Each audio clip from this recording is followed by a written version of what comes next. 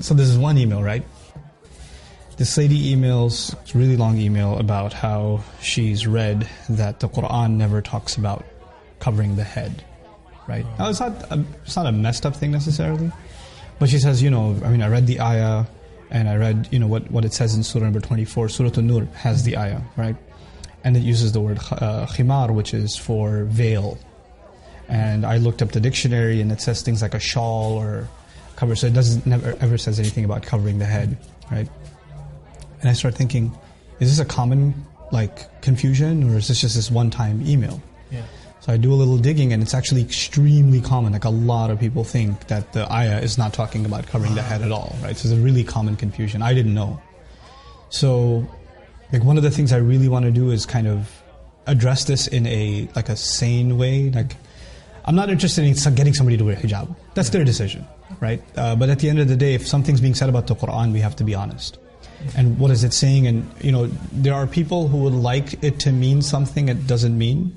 And then there are people who are genuinely, they just don't know any better and they're confused about the subject. And I'd like to assume that anybody who has this confusion, they just don't know any better, or whatever they read convinced them of this. I don't like to think that they're, they mean evil, or they're trying to have an agenda. Have an agenda, or a misguided opinion or whatever. So the cool thing about Arabic, right, is that for covering the head, just covering the head, there's 9 different words. Wow. And one of them is khimar. Mm-hmm. Right? So you have, miqna'a and mighfar, and there's all these bunch of words. And that depends on if it covers the head, and if it's up to here, if it's up to here, if it's up to here. Depending on the length, each has its own kind of meaning. And in Old Arabic, the word khimar, which is used in the Quran. Now, you and I know commonly we use the word hijab. Yeah. Hijab is actually not a word for head cover. It's actually a word for barrier. Like a wall could be a hijab. A curtain could be a hijab. Okay, so it just kind of got coined as hijab, but that's not the word in the Quran, nor the Arabs ever used it like that. Okay, so the word is khimar. And the cool thing about it is the word itself includes the meaning of covering the head. Like the head and then some. And it's used before Islam. The men used to have khimar too. One of the names for their turban, if it was extra long and it went down to almost middle of the belly, the men used to call it khimar too. And then, it's so cool. The women had different fashions or whatever. And one of the things the women before Islam used to do is they used to have this bandana type thing that they would tie in the back with their ponytails, and it would go to the middle of their back. So they wouldn't drape it in front, they throw it behind them. That was also called a khimar. Now the Quran says they should take their khimar and throw it in front of them, before their chests. In other words, the only difference is keep the khimar, but just use it. The head cover is already included in the meaning.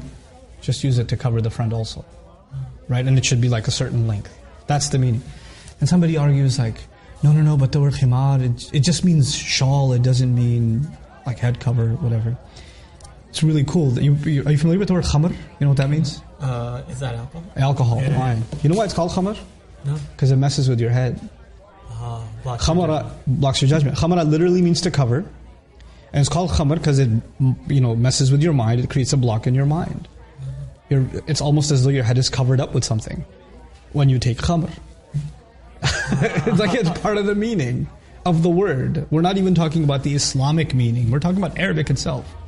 Back in the day, they'd see some horses are funny colors, from the neck onwards it's white and the rest of it's brown or something like that. They would say that horse is mutakhammir. It's like it has a khimar on.